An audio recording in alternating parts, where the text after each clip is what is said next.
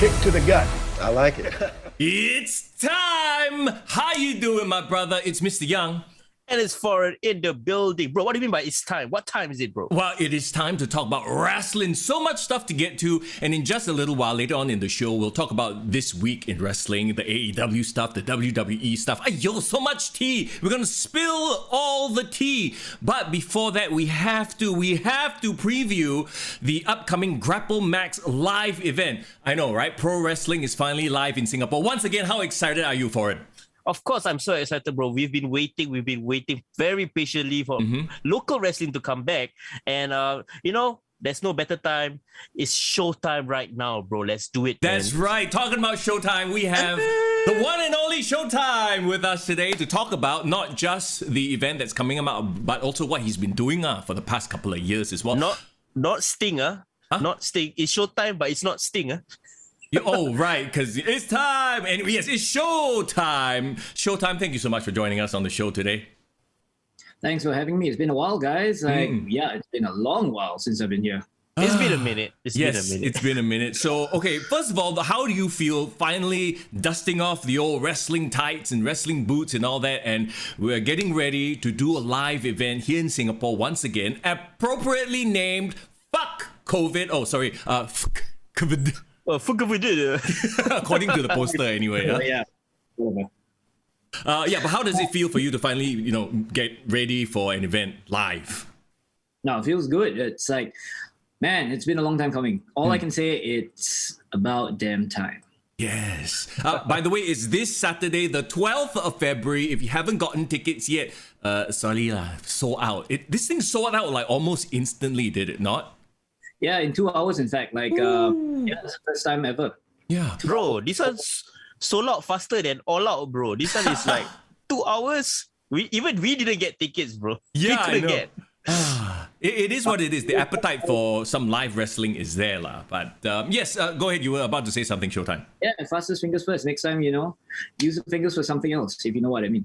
I don't know where my fingers were at the time, but you are right. Next time, you need to get on the internet. But okay, let's rewind the clock a little bit. What have you been occupying yourself with for the past couple of years? Obviously, you haven't been stagnant, right? Oh, of course not. I mean, Showtime being stagnant, are you insane? I'm still a champ and still holding the belt. Still undefeated? Yeah, pretty much. How many days running, bro, you've had? Pretty much. Last I checked was 800 plus. I lost count as to the exact number of days. Hey, forget about Roman Reigns' title reign. This is the title reign we need to talk about. Yeah, totally. I mean, that's in the past. Bro, we were there live when you won this title. Wasn't this from Lady Killer, right? Definitely, yep. Cryptoweight champion now, no longer cryptoweight, now it's cruiserweight, right? Well, I brought some sort of legitimacy back to this and a bit more fame to it. I mean, it's on the shoulders of Showtime, though, of course, right? True. And to answer Young's question, yes, Showtime has been busy. Mm-hmm. It's not one where, I look around me and I see all these other pro wrestlers, they're all, complaining, they're all whining, and they're all like, moaning and groaning. They're like, oh, I can't get back to the ring, or they're doing all these silly stuff online. And the one thing that Showtime didn't want to do was become like that. Because what's the point, right? I mean, yeah, you can perform the ring, doesn't mean you can't do anything else. So what Showtime has been busy with on the outside is actually building an empire. Nice. A little bit more about that later on if Foreign wants to share. But basically, that's what I've been keeping myself busy with in this past, 2 years right now. Mm-hmm. Yeah. I mean, of course, you're a regular guest on the show. You come a couple of seasons back. The last time I remember, we were talking about Singlet Body Slam. That was like in 2019. And then the very final show, I think we all saw each other in person, was the very first COVID show when there was absolutely no one in the audience and you guys did it for charity. You guys remember that? Oh, yeah, totally. How can I forget that? That was the one where I kicked Jackson in the ass. Yeah, I'm sure he'll have something to say about that. But no, that aside, so walk us through what exactly in terms of getting in physical shape, what you've been doing, to get ready for this upcoming match.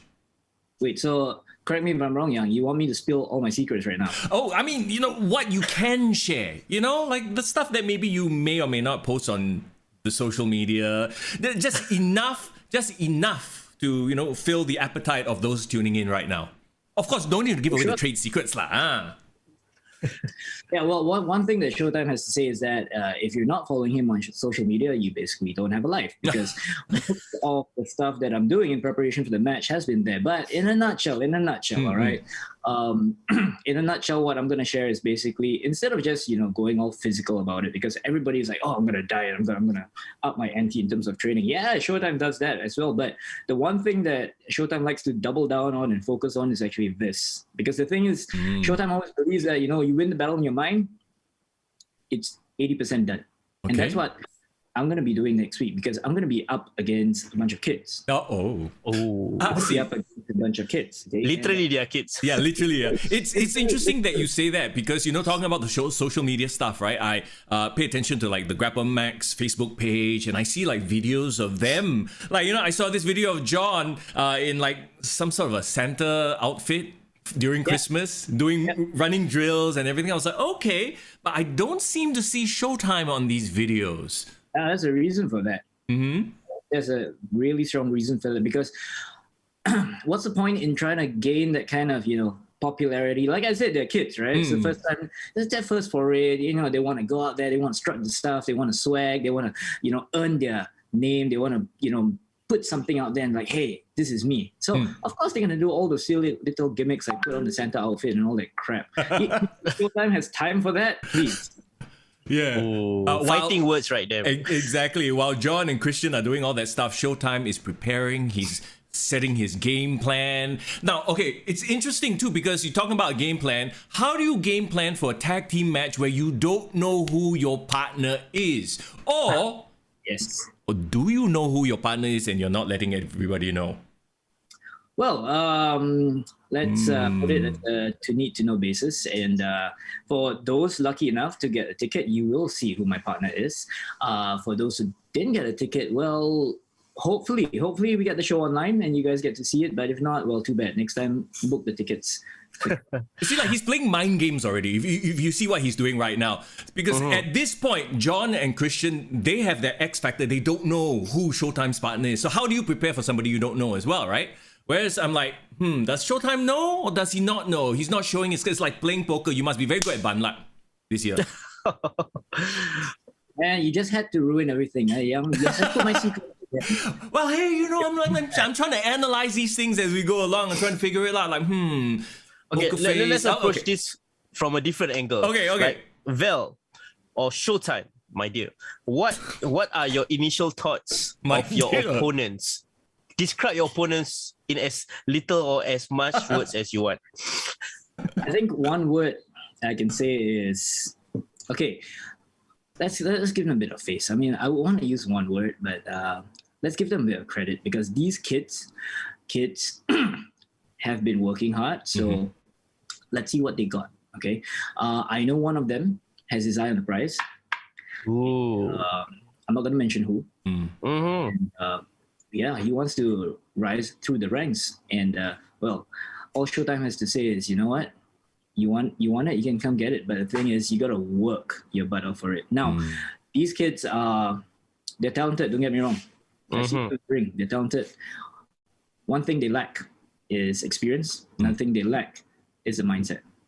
And you guys would know it, because when we did the previous show where I kicked Jackson in the ass, I think it was Young, if I'm not wrong, who said that I approach it like how Batman would see things, knowing the weakness and exploiting them. And that's what I've been known for, the ultimate opportunist. So these two boys coming into the ring with me, if they're not careful, they're going to get the rug pulled out from under their feet, just like that. Ooh. Badass. I hope the two of them are listening, and maybe they will, adjust their tactics accordingly. But I'm thinking that Showtime is probably 3 or 4 moves ahead of that already. So we'll see. What can you tell us about John and his new sort of nickname? Because the last time we saw him, he was still just, John, right? What did he use to? Not so big match John. She was like a Pokemon evolving at every stage, changing the name. Right. I feel like every event we've gone to, he's changed a little bit. I mean, he's growing quite literally into a man. So Straight Sauce is what he calls himself now. Do you have anything to say about Straight Sauce? Well, the only kind of sauce he's going to be getting is if he messes up next week, he's going to get that right on his face. When it comes to straight sauce, I'm like, like what Foreign was saying. Yeah, he's like a Pokemon evolving. So it's quite interesting to see, how this little Pokemon's evolving slowly from, big strong boy to God knows what he's coming out with next. I mean, straight sauce of all names, I'm like, all right, he's got a little bit of attitude going on. I see where you're going with it, but bottom line is, can you deliver? I know he's a very good mat wrestler, that's for sure. Yeah, he's really great on the mat. I've seen him doing the drills, seen him at the dojo, working hard. But one thing that he always forgets is that it's so much more than just being great on the mat. Mm-hmm.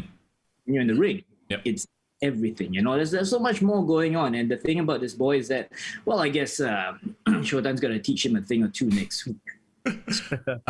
What about Christian? What are your thoughts on him? He's a bit of a high flyer. I think we've seen him once or twice in the last couple of events.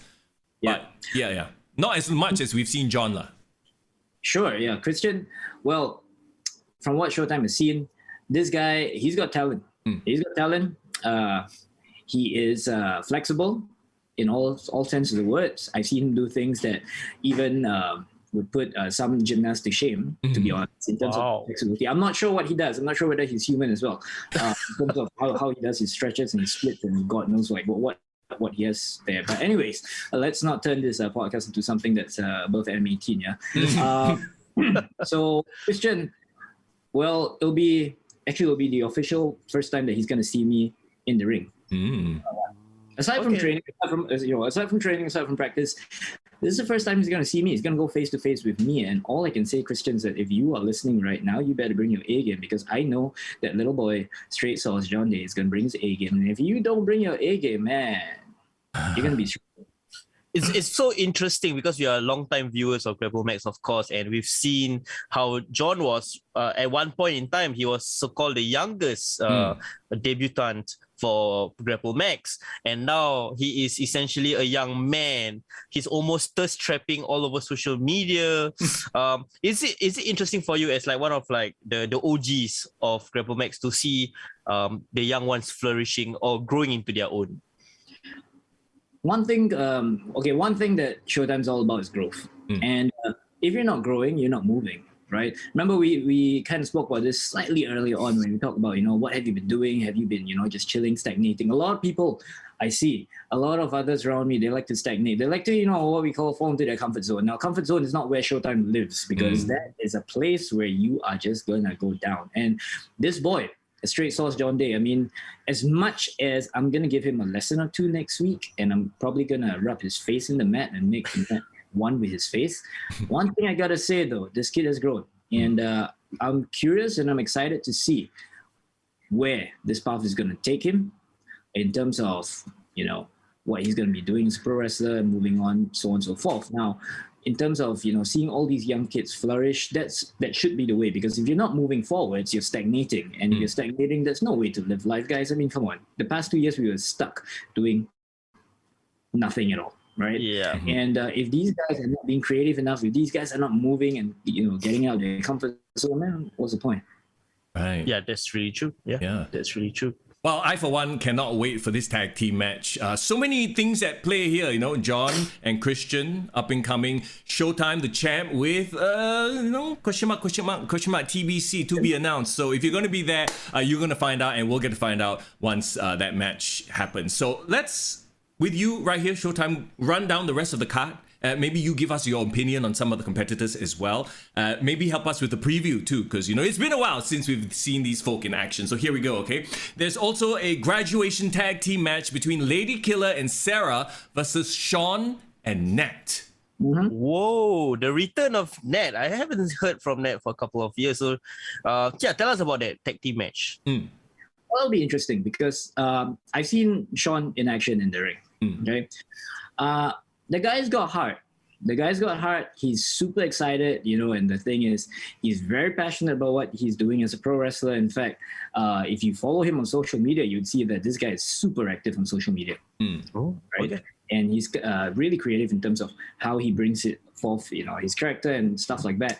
Now, I'm going to look forward to, well, in all honesty, because the history between like Showtime and Net was, believe it or not, the very first singlet, she was my partner, my tag team partner.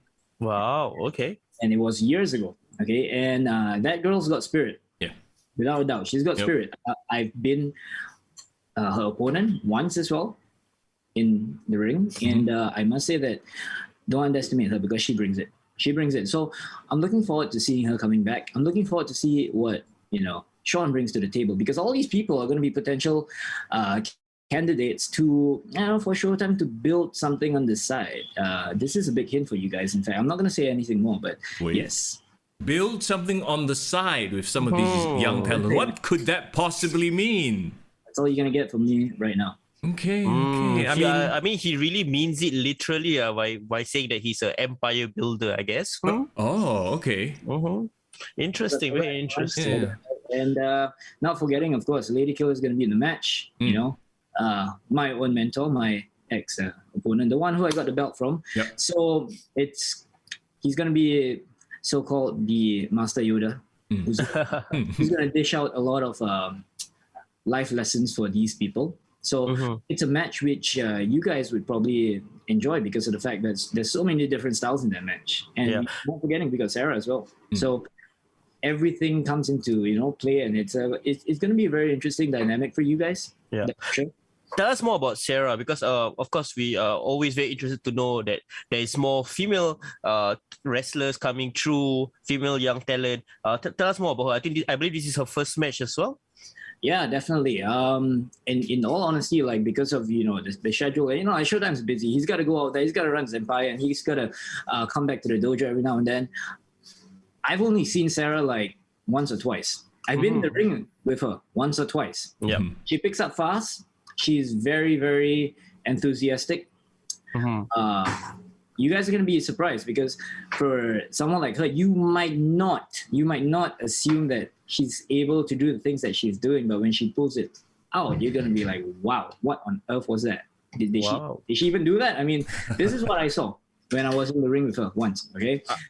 Aside from my busy schedule, I came back and I saw, okay, who's this person? That's interesting. She can do that. Okay, maybe let's put her on my list. I understand that she's a bit of an unknown quantity, but from rumblings I hear and from asking Greg around, asking about like who are these new talents, right? He said that she has the potential to be Singapore's very own version of Phoenix Nordiana from IPW. Is that true, bro?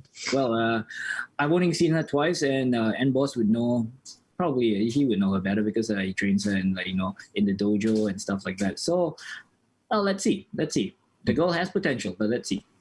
Well, I mean, the fact that Showtime has his eye on her, has said something about her, even upon seeing her only once or twice, I think that says a lot already. So there you go. That's going to be a fun graduation tag team match. Let's talk about the main event then, huh? Let's get to the main event. Smart Dave versus Hot Shot Wilson. Now, a lot of things at play. The last we left, sort of Smart Dave had a thing, had a couple of scores to settle with the old Wilson and Ramus and N-Boss, did he not? Everything glorious, basically. There was such a great faction, and I felt that there was so much more that could have been done, or it was more to come from that faction. So where did we last leave off this whole storyline? Can you tell us more? Sure. In terms of storyline, as you know, COVID put a stop to everything, right? Yep. And Inglorious as a whole, I mean, it's interesting, Foreign, that you mentioned that was such a great faction, because from what Showtime recalls, these annoying fellas are still around. Yeah, they're still a group. They're still together as far as we know, right? That annoying group is still around, and that annoying group, thankfully they've not crossed paths with Showtime yet, because he's going to run hell on them. But the thing is, they're still around. They're still as annoying as ever. And if you look at who we have in the dojo, these guys are meant to be the top heel group, so to speak. That's what they believe themselves to be. Beating up people like DJ Carl, for example, messing up with his match, and then starting a feud with him. And now they're going after Smart Dave. So this will be interesting, because Smart Dave has always been in Showtime's eyes, he's always been like the guy who is like the peacemaker of sorts. And I don't mean to reference John Cena. but- John Cena. Okay. I mean, I'll give credit to where it's due. He did really well as the character, in my opinion. Right? For sure. It's a show that I love because of the director and how it's done. I mean, Showtime recognizes talent, so that's what he's good at. Wrestling, not so much. But Wow. This is John Cena. You're not saying about Smart Dave, yeah? So Smart Dave is still good. no, I'm not talking about Smart Dave, man. Like Smart Dave has always been like the peacemaker, and the way Showtime sees it, right? It's like, you know the phrase like, you don't want to be poking a sleeping dragon. So these three annoying little inglorious brats coming out, sending Hot Shot in there to go up against Smart Dave. I'm not sure what NBoss has in mind, but to me, you're poking the sleeping dragon, man. And like, if you're not ready for it, that dragon's gonna run hell on you. Yeah, very, very interesting because, of course, conspicuous by their absence, or they might make an appearance, is, of course, Remus. He is his fellow Inglorious confidant, and, of course, the big boss himself. So could we see a running of swords or anything of that nature? Well, it's really, really hard to tell right now, to be honest. I mean, if you know how the NBoss thinks, and Showtime kind of figures it out, it's like he would send his minions out. He's not gonna just show up out of nowhere. It doesn't make sense for him, right? Like, send his minions out. So right now you got Hot Shot in there with Smart Dave. I'm very sure these two are like hiding somewhere, probably in a far off place, watching through recordings. Like, okay, this is what we gotta do. This is how we gotta take him down. This is how we're gonna, they're probably gonna be planning all their steps and trying to be 3-4 steps ahead. And yeah, they probably might be listening to this right now, and a target might be put on Showtime's back. But you know what? Just bring it. Awesome. If there's a target on my back, let's go. It's interesting that you said that and you've kind of thrown the gauntlet down because, we go back to Showtime talking about building an empire and what you said about Inglorious as a group. So one has to wonder what could possibly be in the works. We'll just leave it at that. We don't need to dive into that any further, but I'm just throwing it out there as a thought, thought experiment. Think of it, make of it what you will. Very interesting, Mr. Young. That is a great idea. I see what you see. I see what you did there. But okay, so Smart Dave, Hot Shot Wilson. Do we even want to hazard a guess as to who might be victorious here? Because yes, we mentioned there's always that X factor. Will the rest of Inglorious show up? Will they be lurking around in the shadows, right? Foreign, what do you think? This is so interesting because, of course, before the whole COVID went down, I was very excited to see the growth of Wilson, right? Yeah. Wilson has been badass ever since he turned heel. He became from a cute boy to a very this happening badass thing. You know what I mean? He showed a bit of fire and personality there. So I'm just wondering in the years since, has his personality really come into his own? Has he become even more of an inglorious buster, if you don't get what I mean? Sure. And then, of course, there, like I said, but was that your pick? So I'm basically asking you, who do you think you will win? Yeah, I believe at the end of the day, I think Smart Dave has the advantage over in terms of experience, right? He will, of course, give out a really, really good fight, Wilson, but I think just about it, Smart Dave will edge it. Just about. You think so? Okay. Well, I have to take the other side then because of, like I said, you never know. And that's all. Even if they don't show up, it will be in the back of Smart Dave's mind. Is NBoss somewhere around? Is Remus lurking in the corner? And that much of a distraction, if you're not focused in the ring in that moment, that's all it takes. Half a nanosecond for Hot Shot to steal the victory. So we won't put you in the spot, okay, Showtime? We won't put you in the spot, but suffice it to say, you will be a very invested observer in this match. Am I right? For sure. And I mean, straight up, I'm not gonna pick who I think would win, but like what you mentioned, I am going to be a very invested observer in that last match because, hey, it's going to be the match that caps everything off. So, see. I got a quick question for you because clearly it's a very small shortcut in terms of the number of matches. We only have 3 announced matches. So, is it more of like giving more time for the performers in each match to fill out the time slot, or could we be seeing some unannounced matches? So what's up with the match card right now? I think from what I understand, if you're talking about like how the match was set up and stuff like that, well, we will want to see something pop out of nowhere. That's for sure. Right? I'm not going to go so much into that, but all I can say is that we planned the match in such a way because number one, let's be realistic. There are still restrictions right now. Yep. So of course, we have to take that into consideration. As much as Showtime would love for the show to be, a kick-ass show and a show that really, really puts that mark down and say we're back. Well, we still got to respect the restrictions and stuff like that because of the fact that we got to play it smart. So the great thing that we're doing is we're playing it smart, just like how Showtime likes to run all his matches. He likes to work smart rather than hard. So all I can say is that the timings are there for a reason, and if there's any surprises coming out, just keep your eyes peeled. If there's any Easter eggs being dropped, keep your eyes peeled for that as well. Easter eggs, macam like Marvel movie or. Yeah, almost like a bit of test waters. Like this is almost like a test run event to see the response, and I believe that the response is going to be great for the live audience over there, and hopefully it spills over to social media. And because the last time I remember Grapple Max, you guys had this entire layout, like almost like an MCU like that, of all the shows that is gonna happen in 2019. Do you guys remember that? Yeah. So could we be seeing like the beginnings of a recreation of a long running storyline and for future shows? One could only hope, right? One could only hope. So I'm hoping, I'm sure you guys are hoping as well, and everybody tuning in, I'm sure you guys are hoping as well, because come on, let's face it, I mean, it's been way too long that we've been waiting. So it's really good to actually come back and perform live and do the things that we love. There you go. For sure. Okay, well, hey, this Saturday, that's when it's happening. Check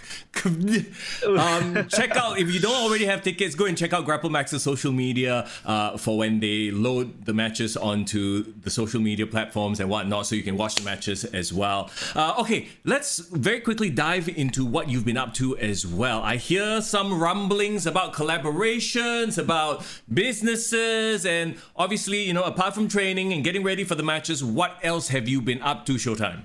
Sure. Well, it's only fitting that I dropped this here because the person is online right now and this person is in the room right now. So, of course, when it comes to collaborations, you see, there was one that Showtime, he struck a deal with none other than Foreign himself. Yeah. And well, Showtime, as much as I want to say what it is, I'm going to keep you guys waiting for it, because all you guys got to do is just watch the match and you'll know what I mean. Right? And here's the thing, there's a reason why I chose Foreign, is because when it came to building my empire, you see, like when Showtime, like when the whole COVID situation hit and all that, the first thing Showtime thought was, okay, so you're not going to be able to go out there, you're not going to be able to put people in your place, you're not going to be able to show people why it is that you are the champ. So what else can you do?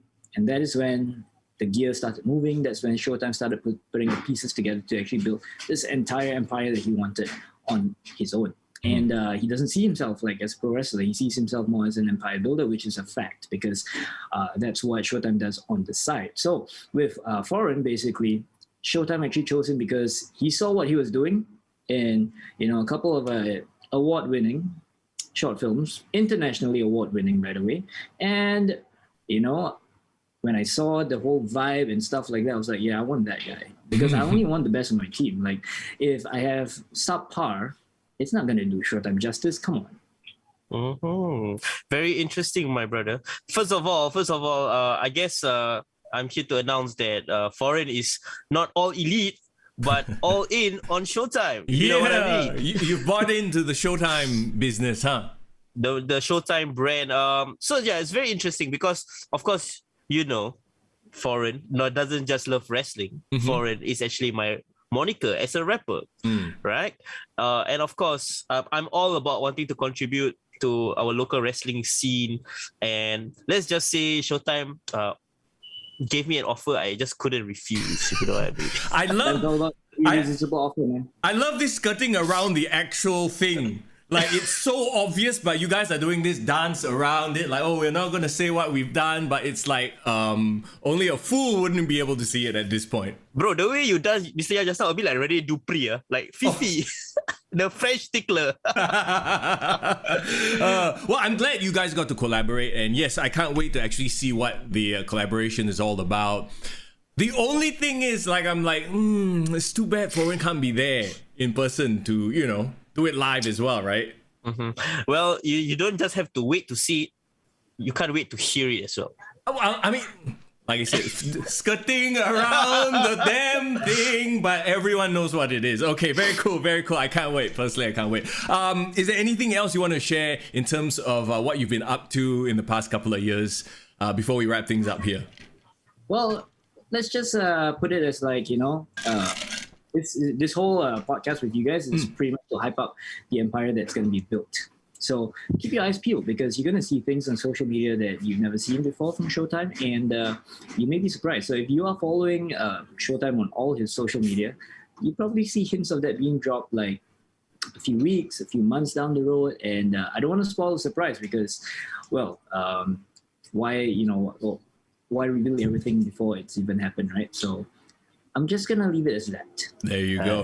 On Instagram, it's Showtime, correct? I am Showtime. Oh, I am Showtime. Okay, there you go. I am Showtime. Go follow Showtime. Find out what he's been up to, what he's going to be up to in terms of building an empire and stuff like that, and all things Grapplemex as well. Thank you, Showtime, for being our first guest of this new season 5, and we can't wait. You guys are good. Yeah, we can't wait for you and the rest of the Grapplemex gang to like come by the show once in a while, and help us out. Yeah, for sure. You guys made the right choice for calling Showtime back for the very first show. Hey man, the best we always put up front. So, greatness, recognize greatness. I recognize you. I'm just uncutting now so that maybe I can be on his next. Can I be part of the empire? I feel a bit left out now. Foreign's in the empire now. I'm like, well, how can Mr. Yang fit into the empire? Let's have a conversation. Let's work it out. Mr. Yang, bro, you are the Bruce Buffer of Showtime's brand, if you want to be.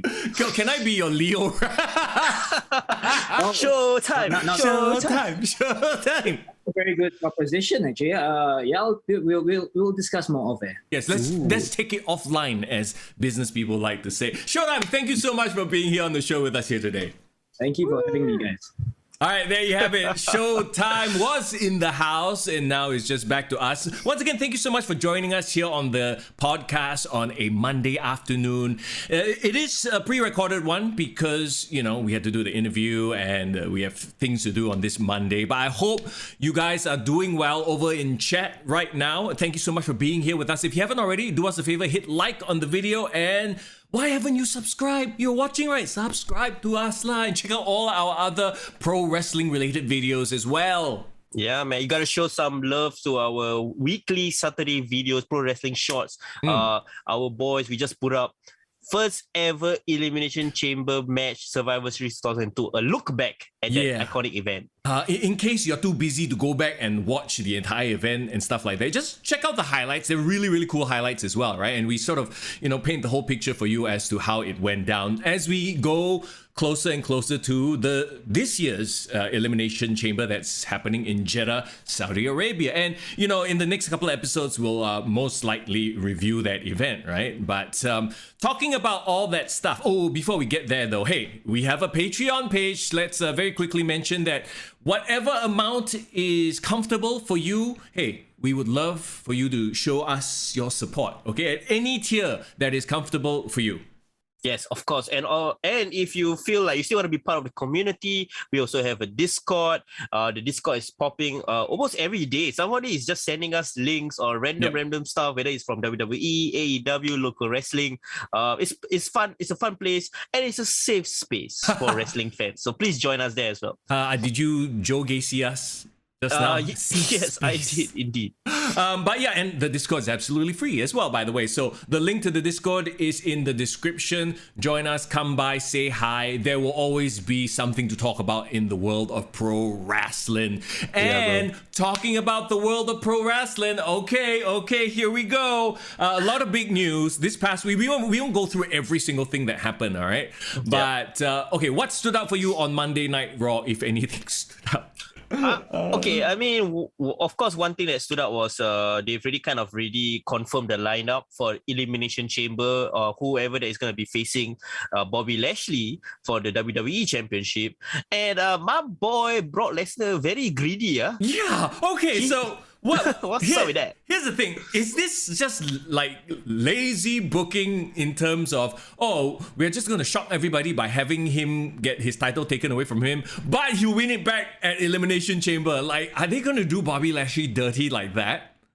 I don't know, but it feels like WWE, as much as they're trying to hint and not hint that it's going to be title for title at WrestleMania, it seems like that's what they're heading towards. And I don't know about you, but I don't think any fan wants that to happen, right? Like, we don't want Bobby Lashley to be treated like an afterthought. And after he just won the title from Brock Lesnar, that's supposed to be a big deal. Yeah, exactly right. And okay, I mean, the Elimination Chamber, I guess it's also a way for everyone in there to sort of get their shine, because you got Austin Theory, young, up and comer. We all see the potential in that guy, right? He's obviously not winning the title, but we know, okay, he's going to be in there. He's going to be bumping like crazy. I can't wait for that. Seth freaking Rollins is in there. Okay, he is a bit of a dark horse in terms of could he win the title here? Yeah, he's of course a great title contender and just came off a great match with Roman Reigns at Royal Rumble. We've got AJ Styles, the guy a lot of people wanted to win the Royal Rumble and have like a great performance. Yeah. This could be his way of getting back into the main event, the title picture, just nice in time for WrestleMania. So AJ Styles, my boy, man, I want him to do well in this match. But we know he's not going to win, lah. Well, it is what it is. I mean, who else are the participants? Okay, Seth Rollins, AJ Styles, Austin Theory, Brock Lesnar, Bobby Lashley. Is there a sixth? There was supposed to be a Kevin Owens by right, but he didn't qualify. Yeah. Didn't he lose? Let me see. Who did he lose his chance with? I can't remember. Let's check. The reliable internet. Let's check. I'm looking at my Instagram right now just to see the entire. Oh, good lord! I just saw what else was announced as well, and that makes me sad. I know. Let me guess. Okay, never mind. You don't need to guess. Later you talk about it as well. Makes me very forking sad right now. The last guy to complete the set is apparently the guy that was rumored to be winning the Royal Rumble before plans changed.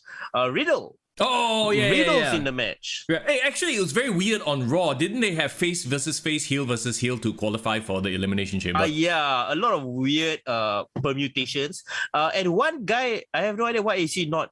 I mean, if nothing else, for his star power alone, Randy Orton is not in this match. I think Randy just doesn't want to hurt his body anymore. He's at that point where he's like, okay, I don't really care. I'm on this contract. I'm going to make my money. I'm going to just do what I need to do and fuck it.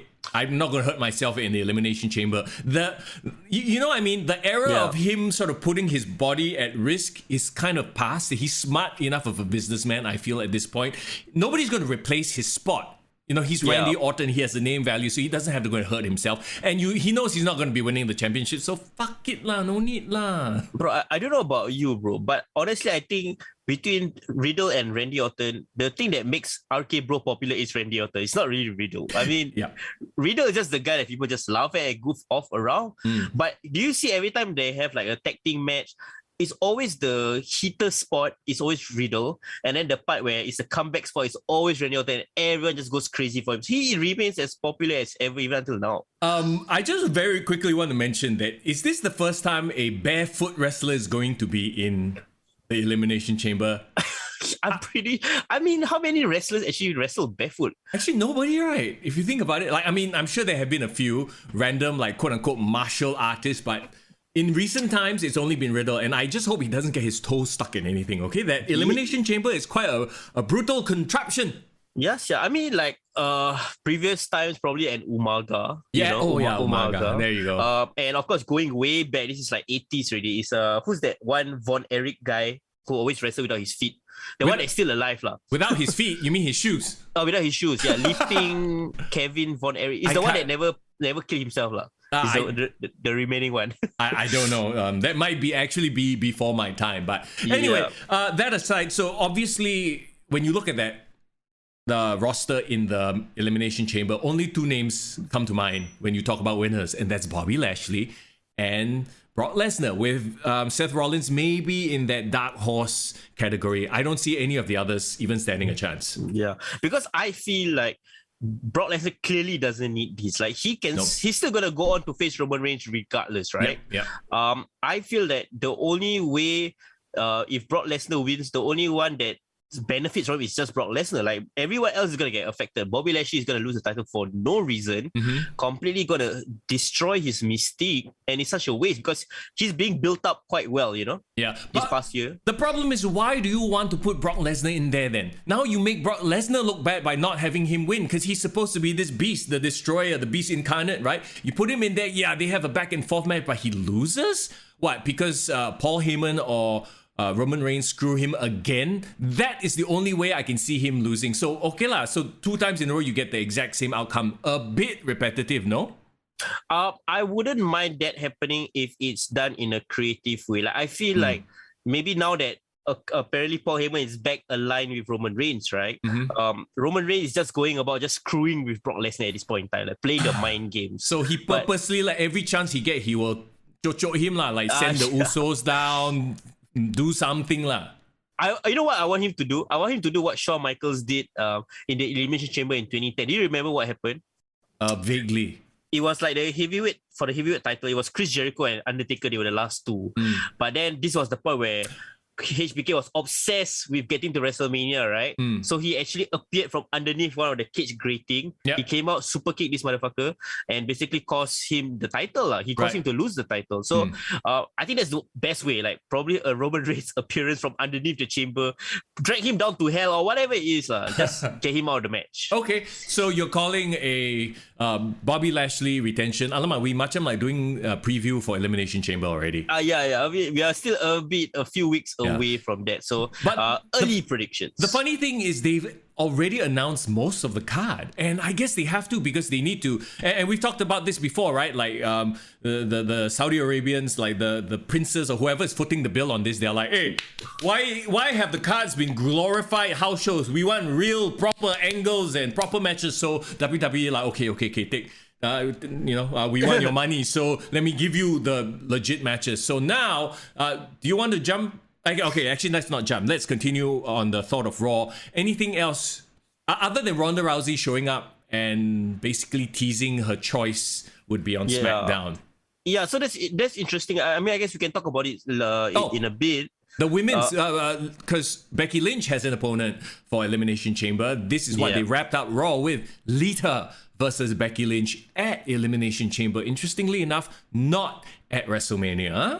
I'm very surprised, bro, because clearly when Lita returned, she first faced off against Charlotte Flair, right? Yep. So I thought that was going to be what they're going to be working towards WrestleMania, but it seems as if the roles have been reversed, things have been switched around. Yes, because, okay, I mean, we might as well get to it, because on SmackDown, Ronda Rousey announced that Charlotte Flair is her pick. So WrestleMania will be Charlotte versus Ronda Rousey, which is, for some strange reason, not the match I want to see. Were you surprised by this decision by Ronda? Okay, I need to watch SmackDown because I haven't watched it. As we record this on a Saturday afternoon, right? I haven't watched SmackDown yet. I only saw it on social media, but I'm surprised. Maybe in her delivery, like remember on Raw, she talked about Becky not being on her level. So in a way, it's very weird. She up Charlotte Flair. She see Charlotte Flair up, but she see Becky Lynch no up.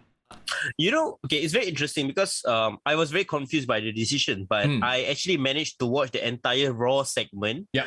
And I managed to watch the entire SmackDown segment for Ronda Rousey on both shows. Okay. And clearly not using the highlights. Like I actually watched and tried to understand because people were talking about when she came back on Monday, she didn't seem like her heart was in it. Yep. Her promo was very robotic, blah, blah, blah. But Ronda has always been like that. What are you talking about? Her promos are not her strong suit anyway. Yeah, but like so as I was listening to it was a very interesting observation I made. Ronda on Raw sounded like a heel, but Ronda's reaction on SmackDown sounded like a pure baby face. Okay, so hear me out, right? So when she came back on Raw and she made that announcement, like she was teasing, like, should I fight Becky? But it was now that on hindsight, I realized actually Shika was kind of dismissing Becky. Yeah, she was. The whole thing was like Becky's not even on my level. Her level, right? Yeah. She doesn't want to revisit it. And then Becky came in and she talked about how I miss you, you're the weirdo, blah, blah. But she also made this very interesting throwaway comment where, I mean, if you want to start slow, you don't want to go for the main course, you can just have Charlotte Flair, You just let me know early on. So it's already, if you watch it back, you realize that they are kind of like skirting the issue that, okay, this is not going to happen at this WrestleMania. And then immediately when Lita came in right after to challenge, I felt like, okay, I think WWE is moving on past Ronda and Becky Lynch and going into this Lita and Becky Lynch feud. But I don't think that's going to be the final opponent for WrestleMania for Becky Lynch. But like, hold that thought. But when I watched the entire segment on SmackDown, very interestingly, you don't mind me doing some spoilers here, No, right? go ahead. Yeah, so the segment started with Sonya Deville together with Charlotte Flair, and by right, it was supposed to be them awaiting Ronda Rousey coming to the ring, right? But then Sonya Deville made this announcement, oh, by the way, before we even get started, I just wanted to confirm to you, to Charlotte, that Ronda Rousey has officially chosen Becky Lynch. So this clears things up. You don't. So that means she's just coming to sign the contract today. She's not gonna face you. Blah blah blah. So it almost seems like there was some sort of like Sonya Deville was doing some sort of politicking. Yeah. To like protect her champion. Like she's just trying to explain away. Oh yeah, but don't worry. Ronda is not gonna choose you. She's gonna go for Charlotte Flair. She's gonna go for Becky Lynch. Yeah. So Charlotte was like, yeah, I'm not surprised. She's scared to fight me. Blah blah blah. She said, never mind. Since I have the pick of my champion, I'm gonna choose someone that is not even here. That I know everyone wants me to face. Then she called out Sasha Banks. Which was very interesting because a lot of people was thinking, yeah, Sasha Banks should have a big main event match at WrestleMania, right? So the crowd was actually hyped for it. They were like, yeah, Sasha, they're calling for Sasha. So it almost as if the tease was happening for Sasha and Charlotte. Then all of a sudden, Ronda Rousey interrupted and came in. Very weirdly enough, she had a huge babyface pop. Okay. So I do not know whether because the crowd just hated Charlotte Flair so much that they will just cheer Ronda, or because I don't know, because Becky's so weird, she's a heel, but everyone still loves her. So it's a weird reaction. But then she cut a much better promo on SmackDown than on Raw. It felt like the heat between the interaction they had between each other sold me on the possibility of Charlotte versus Ronda as opposed to Becky. What she said was, Charlotte dismissed her and said, why don't you fight Becky? I mean, you can have a mom versus mom match. Like, take it easy with her. And then she said I don't need, my baby is right here. And then she shoved the title in her face. And she said, and my baby is prettier than yours. Oh. and then Ronda said something along the lines of, I didn't come all the way here and fly into a snowstorm just to chat. I'm here to kick your ass and I owe you an ass beating and you're first in line, something like that. I think just as a callback from a previous WrestleMania, right? And she said something along the lines of, I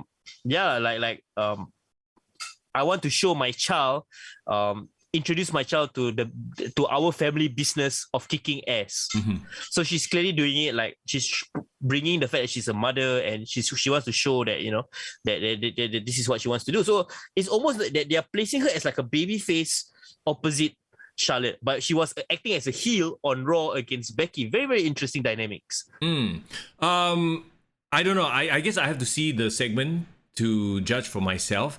Just some thoughts. If you remember back to the WrestleMania, right? The person who pinned Ronda Rousey was actually Becky Lynch. So it kind of makes no sense for me for Ronda Rousey to still choose Becky Lynch. Yeah. I feel like what's going to happen in the next few weeks is Becky Lynch is going to be very hey, how come you didn't choose me? Because the current Becky Lynch character is a bit weaselly, a bit, hey, I should be the main event, right? I think very highly of myself. So I feel like maybe they are angling towards a rematch. A triple A threat. triple threat rematch. Again, somehow she will wiggle her way in, I feel. It's very interesting because I almost a hint of me want to believe that there's some sort of real life politics happening. Yeah, right. And actually, going back to the whole Charlotte and Becky, like, remember the heat, supposed real life heat they had? They used to be Yep. best friends, all that stuff. I wonder if they are capitalizing on that because, Yeah. to this point, we still don't know if that was like a shoot or a work shoot or a little bit, you know what I mean? Did you watch the Stone Cold interview? Yes. Well, I mean, she can also be, working the crowd. Could be, but I feel there's from the way she said there was like an element of truth. Like they really had a falling out. I want to watch the Charlotte Flair episode now. Like they need to do a Charlotte Flair episode with Stone Cold. And Yeah. actually watching like Becky and Stone Cold chat, right? You can't help but feel like, hey, this Becky Lynch is actually quite a cool chick. Yeah, she is. She She's is. always been, and it's so weird because I felt like I never understood why she came back as a heel. Yeah. Clearly, people still wanted to root for her, but I guess they wanted to make her the heel opposite Bianca Belair. So my early predictions for WrestleMania is I feel like after Lita, Bianca Belair should go back and do that run around rematch with Becky Lynch for WrestleMania if Ronda is really sticking with Charlotte Flair. Personally, I would like to see the triple threat happen again. Maybe, which leaves a big hole for Lita lah. So Lita doesn't have a WrestleMania match, cannot be, right? That's the thing. It leaves a big hole for Lita, but it also leaves and opens up another opportunity for a Sasha Banks because Sasha Banks versus Lita. Ooh, actually, I didn't think about it, but now that you've mentioned it, I want to see that match. Yeah, And yeah. You know what's sad though? What? Rhea Ripley and Bianca Belair out of the picture, out of the conversation completely. Sad, right? No, but here's the thing, right? Okay, if I want to look at it from a positive point of view, right, that like really, right, even though we're talking about less, WWE has a lack of depth on the roster, blah blah blah.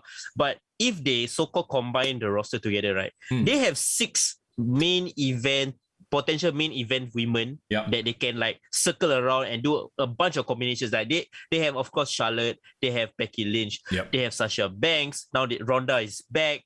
They have even brought in Bailey, Rhea Ripley, Bianca Belair. There's like 7 people and multiple combinations. It's cool, right? Alexa Bliss still in therapy, but hopefully making her return soon as Returns well. as the goddess, hopefully. We have even talked about Asuka. Oh yeah. Asuka is another one who is a wild card. Could she be, returning anytime soon? So okay lah. I mean WrestleMania, and it's going to be a 2-night event as well. So you have lots of slots, lots of potential great matches. What I hope to see is that beyond the usual suspects, right? Like the Sasha, Charlotte, Becky. I hope like the second tier of women kind of get their shine as well.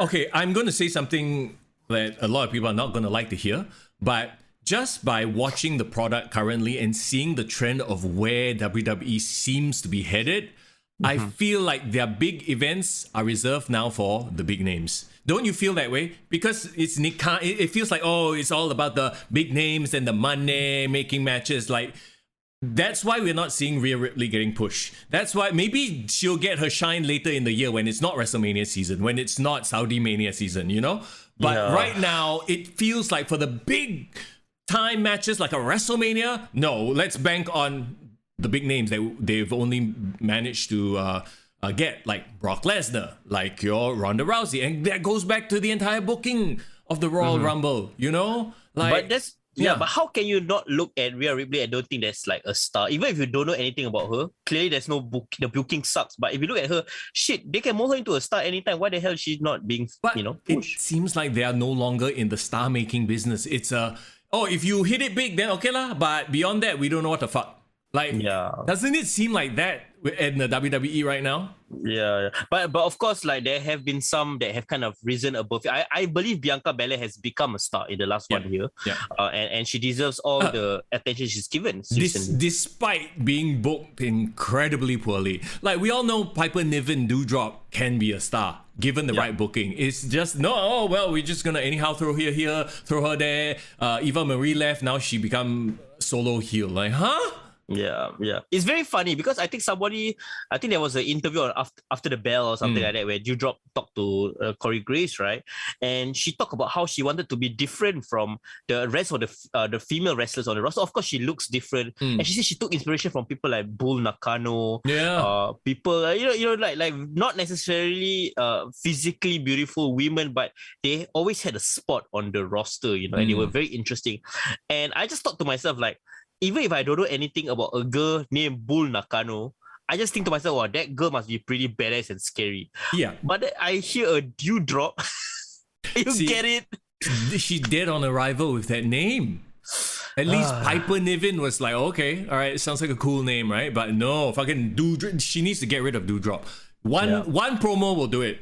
Stop calling me Dewdrop. That was what Eva Marie called me. Call me by insert new name. I mean, if Shorty G can return to Chad Gable, I feel there is still hope left. Can be done. God. Chad Gable and the skate scoot race. Oh.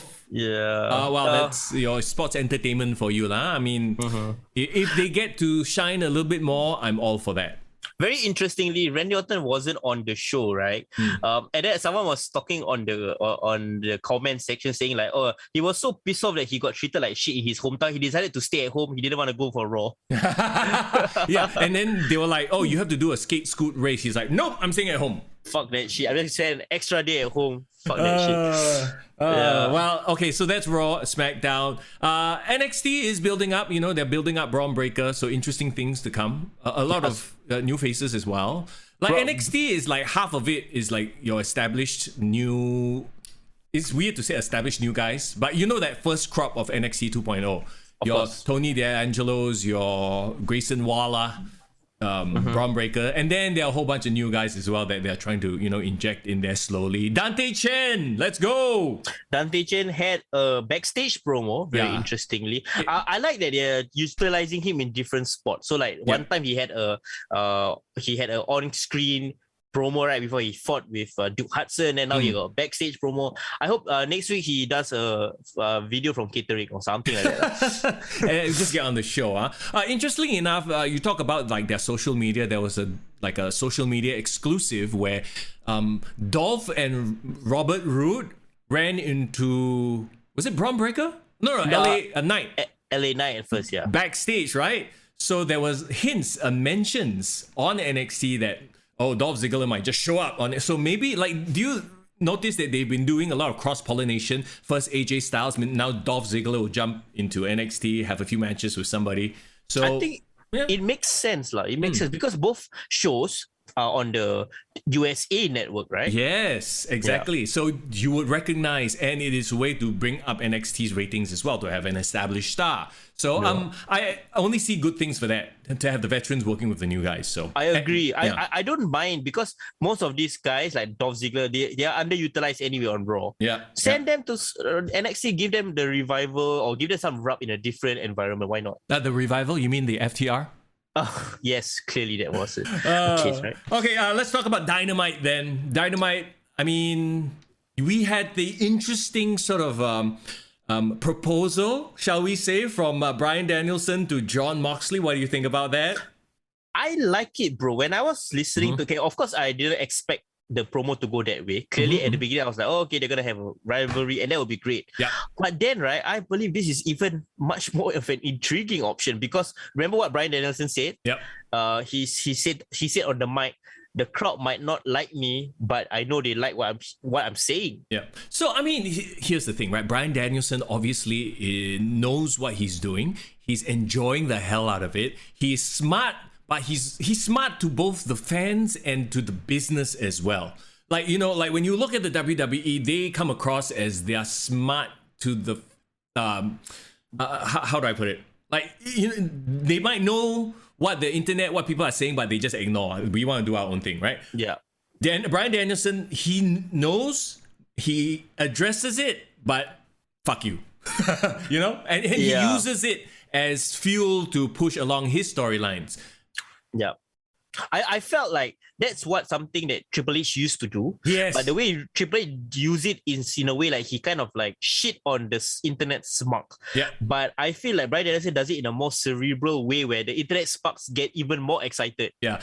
he's on a different level already. Like we always raise the level as time goes by. People get better and better at this. And right now, in terms of like on the mic, I feel like Bryan Danielson is doing the best work out of any promo in any federation. Yeah, as a wrestler, as a promo guy, I think honestly, he's like the best wrestler in the world right now. Like literally, like no offense to Punk, no offense to Omega, but he's doing the best work. Yeah, exactly. No, I agree with you 100% right now. And like the stuff that he's doing with Mox, like honestly, when I see a Mox match, he comes out and he does this, like I still can't bring myself to care.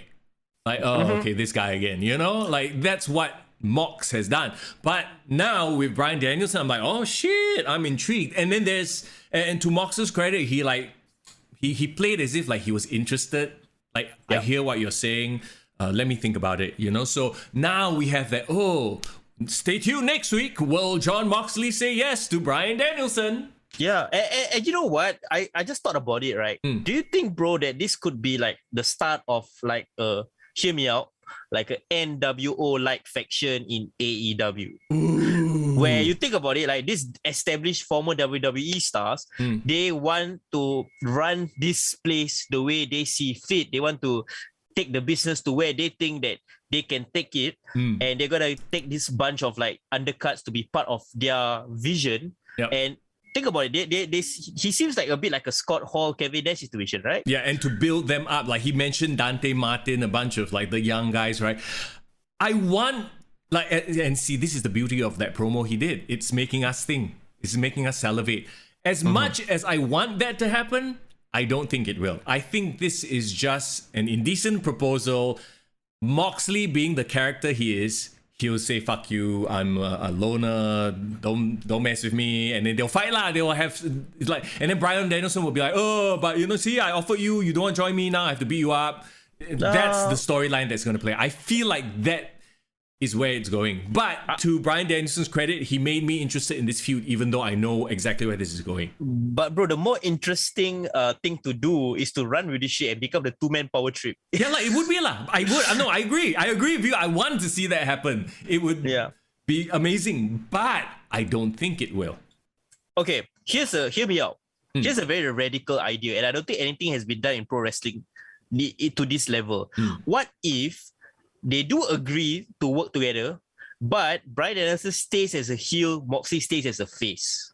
I'm trying to think. It's definitely been done before, where you have one tag team partner face, one tag team partner heel. But yeah, like okay, the only one I can think of was when MJF was prowling around with Cody Rhodes, even though he was a clear heel and Cody was like the face. Yeah. But if you think about it, right, I think this can work because Moxley, the character, would definitely hear whatever Bryan Danielson say, and like, you know, there's some truth to that, you know. And I want to guide these young guys, so he will agree on the principle that okay, I want to be able to train them and impart them this right wisdom, right? But what part of the Jon Moxley, like, I mean, Jon Moxley, the person might be into that, but the Jon Moxley character, what part of it says to you, I want to build up young stars?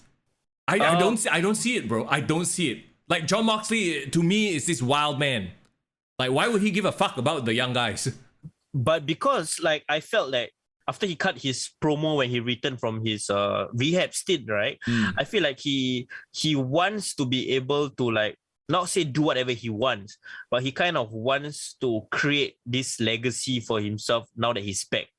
You know, make things better. So that's why I say, like, if I don't mind him staying as a face, but then Bryan Danielson pretends under the guise that he wants to guide all these young people, but he's the one that is the conceited heel trying to win championships at the same time. Yeah. A lot of very interesting permutations. I really don't know where this will go. No, I see your point, but I really believe that this is just a catalyst for them to fight. That's all. Yeah. It's a great promo to get us salivating, and this is the beauty of a Bryan Danielson, that he can do that. But the end goal is for them to fight. What do you think when he said that he thought that Moxley was the best AEW champion they had?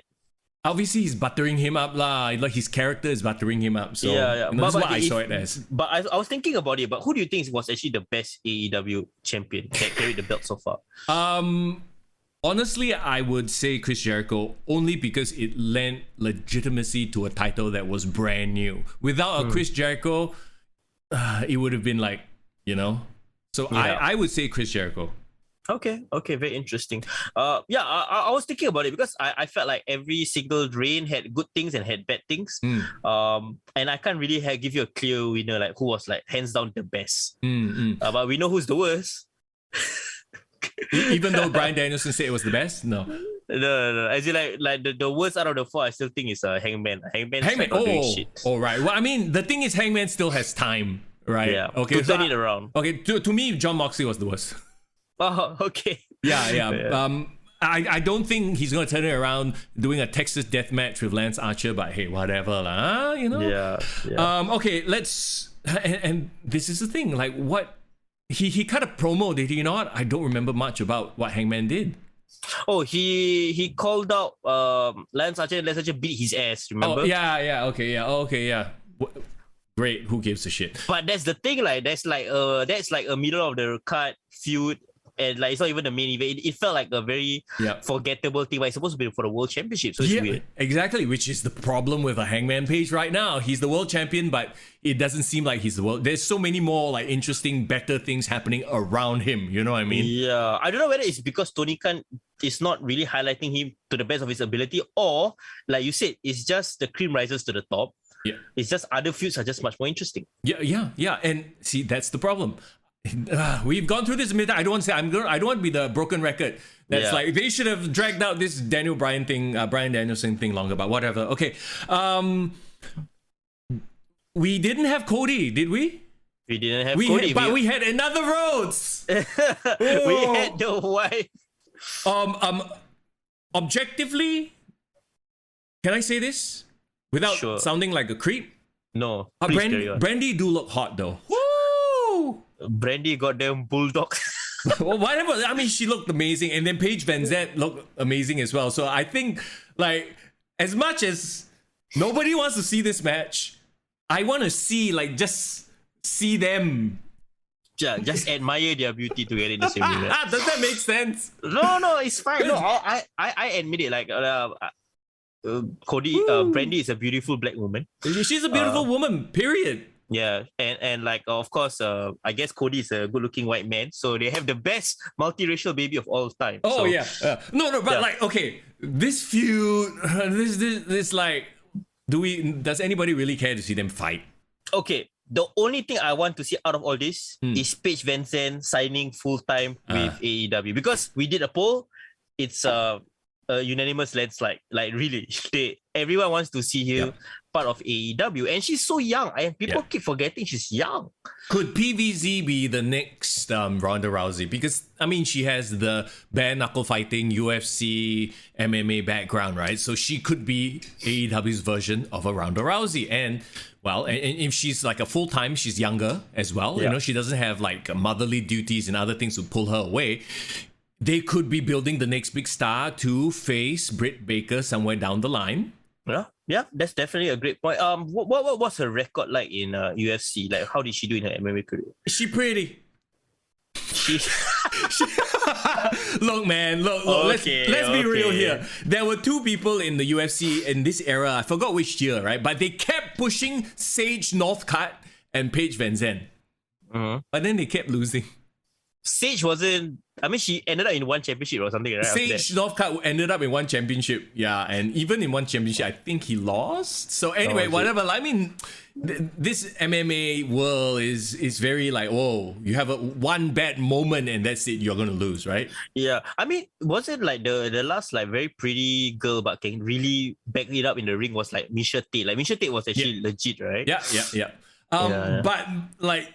Yeah, her record wasn't fantastic. That's why she left the UFC, and then she went to do this bare knuckle fighting business. I don't know her record there.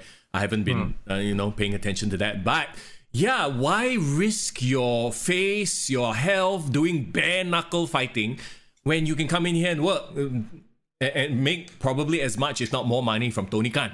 Yeah, I mean, if I was like, okay, this is a random alternate reality, but if Farah was a beautiful woman.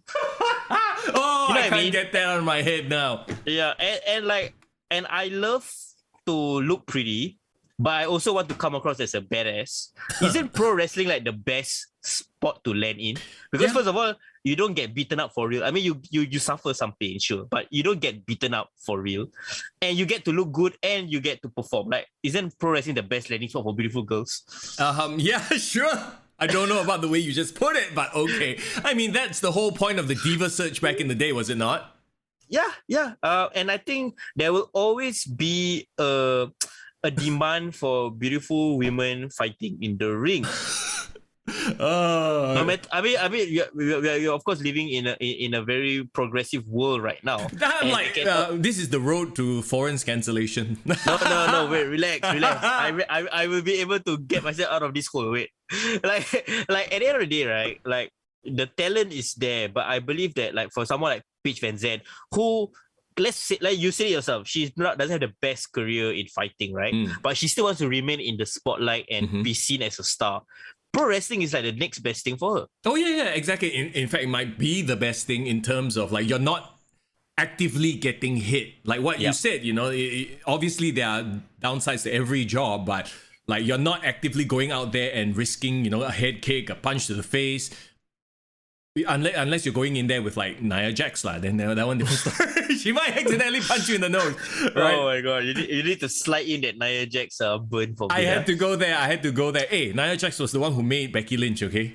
Yeah, so I mean, if nothing else, you have to give credit that for her legacy, right? Oh yeah, for creating that image, iconic image of Becky Lynch with the bloody nose and everything. But back here, look, man, the women's division really needs a boost, and if Paige Van Zandt really does become all elite and then they build her up, don't have her interact with Britt Baker yet.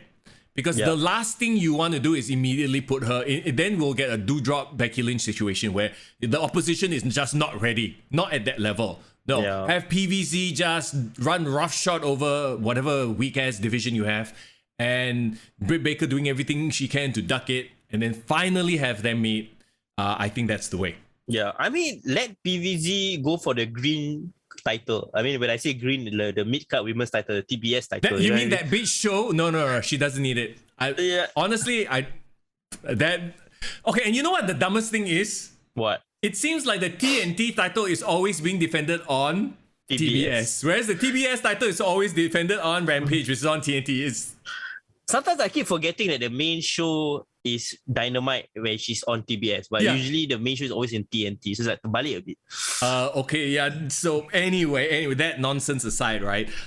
So the other thing of note that happened on AEW, okay, Chris Jericho had a thing with Santana and Ortiz. Yeah. It's a very like sudden, like all of a sudden, oh, I don't like you anymore, and like it feels a bit like Hot Shot.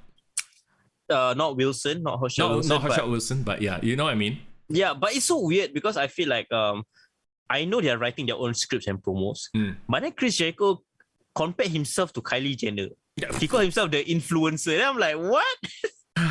Okay, you know, I feel like Chris Jericho is the type of person, right? He has a 50% hit and miss rate. He tries to see what sticks. Like, you know, like a Rock seems to be like a person who has a 80, almost 90% hit rate, where 90% of what he says is going to hit. Stone Cold, same thing, right? Yeah. But then Chris Jericho, even if you go all the way back to his WCW, he just tried everything fucking try, which, you know, is to be commended as well. So you have at least like a 50-60% hit rate. At least you have that hit rate 60%, whereas people who don't try have no hits at all, can never get up there, you know?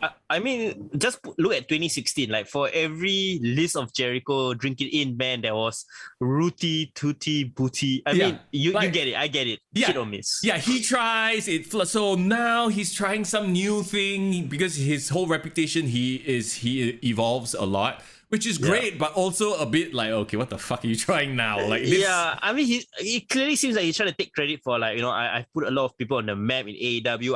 I am the great influencer of this business. Okay, I get it. But then like, when he said Kylie Jenner, I'm like, bro, you just like kind of brought it down to a very lame comparison. But, he's trying to be hip, you know? Yeah, but the only thing hip I have to say about Chris Jericho is that, bro, for a 50-year-old, that hair though, bro, I don't know whether it's some L'Oreal shit, L'Oreal, or some hair plugs. But it looked good, man, during that promo, I gotta admit. Yeah, do you remember a few weeks ago when his hair looked very fake? Like he just poured a bunch of shit in it. Like he put black, then it's like grey, Yeah. it's like everything mixed. I think now it's grown out and it's finally settled into its final form. That's why it looks good. But a few Bro. weeks ago, it looked damn jalat. He look like he's an elf from Lord of the Rings right now. Oh shit! Why are we judging his hair on this podcast? yeah, okay. Can we focus on the main thing from Dynamite? Okay, make it. MJF versus CM Punk. They finally had their match in Chicago. Look, honestly, I knew the outcome was going to be MJF winning. Okay. Just to give him heat in CM Punk's hometown, no less. He had to cheat to win. It's all expected, but it doesn't make the match any less interesting. Doesn't make the feud any worse. I think it's, sometimes what's supposed to happen is the right thing, and it happened, and it's great. Yeah. And it's so funny because I was watching it live, and then like it was like 45 minutes before the end of the show, and then MJF came out. Then I was thinking to myself like, wait, this match is gonna start this early. Yeah. So yeah. two things came to my mind. I thought this was gonna be like a false match, and there was even not gonna have a match. It's gonna be like a gauntlet match. He's gonna find some way to like chabut from this. Yeah.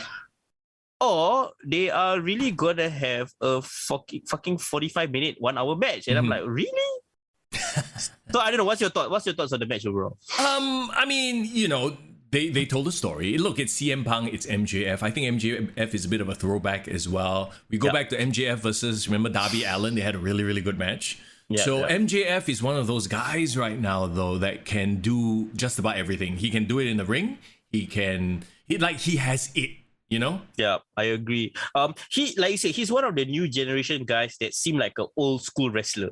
Yeah. So you see, here's my thing. I feel like what he is, he has respect for the business, the wrestling business. Yeah. But he also takes a bit from the new, spot fest type, but no, just very little from this. But he respects the business. Whereas people like your Young Bucks, and they quite obviously are like, fuck you, old fogies, to the business and just do their spot fest, right? And now it's starting to show which is the cream. It's your MJFs, is your Darby Allin, is the people who respect the business of what it is, and instead of just doing 10,000 flips every single match. Yeah, in a very weird way, I think that MJF and Triple H have gotten along really, really well. I think so. They're both, pardon the pun, they're both students of the game. Yeah.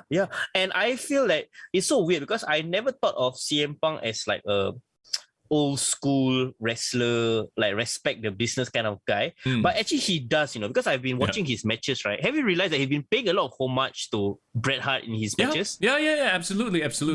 Yeah, like he's been doing the whole Bret Hart Diesel roll-up finish. And then this match he's been playing a lot with psychology of like injured leg, and like trying to work a body part. And I think CM Punk, for a guy who's so-called like one of the newer school wrestlers, he's also a bit like MJF. Like he respects the legends and he tries to incorporate them into the match. Same as Bryan Danielson. So what it is a healthy respect for the business, but also the smarts to move on and not like be dead set on the old ways like a Jim Cornette, who, when you listen to his podcast, sometimes some of the things he says makes a lot of sense, but it's also like a little bit of it is stuck in the past. No, so for someone like a CM Punk, like an MJF, I see the old school, but I also see them evolve it. Whereas for some people, like, I don't want to beat a dead horse. You know what it is? Okay, you know what it is? Let me put it to you this way, okay? The Young Bucks are like YouTubers. They come in, let's just film some random bullshit. Oh, this is what works. Oh, this internet crowd loves this. Let's just keep doing that shit. Whereas the rest, like your CM Punks and your MJFs, they are students. They are like your Leonardo DiCaprio. They're your actors, they are interesting. They learn the craft, but they also do they dabble their feet in some of the new stuff. They pick up those skills over there, but they respect the craft. Yeah, I think if you're a true student of the game, like you mentioned, it's like they are not afraid to pay respects to the traditions that brought them to where they are now, but they're also not afraid to test the limits of what is new.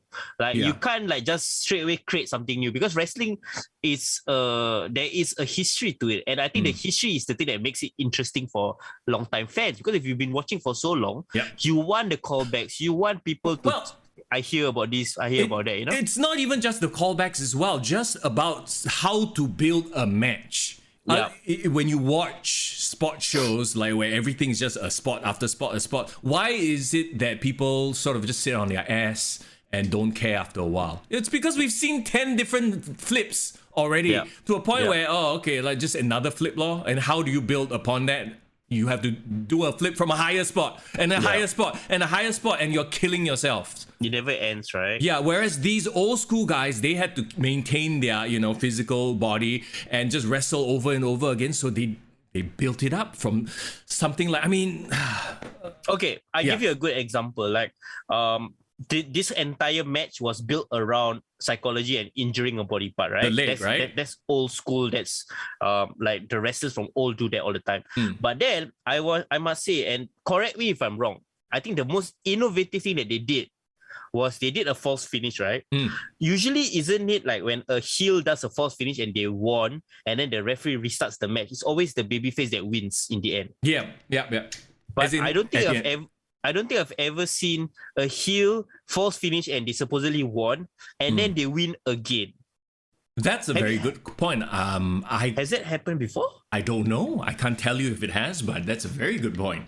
Yeah, because that was the one thing I took away from that match, because I was thinking to myself, oh shit, MJF won. They're gonna piss off the entire Chicago crowd. And then when they did the whole the referee saw the tape fall down and it's like, oh, they're gonna restart the match. Oh shit, CM Punk's gonna win. Okay. So then like in my mind, I was thinking to myself, okay, when CM Punk wins, MJF can say, oh, I could have won the match. I actually won the match. So like there will be a reason for CM Punk to still be undefeated, right? But then Wardlow came into the play. And what they did with Wardlow was really, really smart. Do you see the camera angle? Yeah. So they blocked Wardlow's hand altogether. So he had the diamond ring in the at the back of him, right? Because he's like standing like this with his hands at the back, right? So and you only caught the infraction after the bell rang. They only showed the replay, the camera angle from the back after everything had finished, and that's when Excalibur lost his mind and blah. Like to me, this was a perfect from the production standpoint, because AEW fucks up a lot of these production things. Let's be real, they have, right? This time they did it perfectly. Well done. Yeah, I give a clap as well. Like, it's crazy because like when when Wardlow started coming in, and then everyone was thinking to myself like, oh, is this gonna be time where Wardlow step aside and he's gonna turns on MJF? So everyone was like thinking about that, and you can see the face. Great facials from Wardlow. Gotta respect the fact that he's putting the effort in terms of acting there, right? And you thought to yourself like, okay, this is gonna factor into the finish, and it's gonna be sad because it's like, oh, what a waste, right? But it might continue the storyline of Wardlow and MJF. I didn't expect Wardlow to continue doing MJF's bidding. Yeah. Well, the thing is too, he played it off as if like he had that conflict, right? And technically he didn't do anything until we find out at the end. So just all around very good, production, very good timing on everybody's part. Well Great done. reveal. Very, very well done. Do you see what happened at the end of the match after MJF pinned CM Punk? What do you mean? Like when he lay there for a very long time, it seemed like he was thanking Punk. Oh, yeah. He did the whole, like, he lays over him and he's, like, talking, right? Yeah, it looks like he's thanking him. Obviously, that's what he did. He obviously respects the man. He respects the business. CM Punk put him over in his hometown, and he pulled out a move that he hasn't used in 17 years just to put over this new generation of MJF. Like, MJF literally got the ultimate rub from CM Punk. Yep. Yeah. And it's so great. Good for him. I mean, and he didn't have to do it with a title or anything like that. Yeah. Now he needs to do it with Hangman Page. God, Hangman Page needs help. Yeah. Okay, so the question is, are we going to run this back at Revolution and CM Punk takes back the win? Or are we going to move forward? No, I think they have to revisit this at this point. They built it up like that. They've had one match. Actually, they could drag it out. Like they somehow get distracted by other things in between. Yeah. And then run it back at All Out or something like that. Yeah. All In, I mean. My early booking would probably be that they will still revisit this match at Revolution, because there is a gripe. CM Punk can say like, yeah, you did what you did. Cheated, yeah. Leave everyone out of the way, blah, blah, blah, right? Get Wardlow out of the way, like put him in a cage. I don't know, just do something. Wait, hold on. Are you suggesting that they go from a regular match to a specialty match, but bro, this is AEW. You're supposed to put them in a fucking exploding ring, hell in a cell, kennel in a cell match first. Then you go terbalik. Terbalik. Hey, but I mean, this is CM Punk. This is they know what the fuck they're doing. So yeah, obviously the next match will be everyone's barred from ringside, some sort of stipulation. Then you got cage match. Then you build. We know the logic.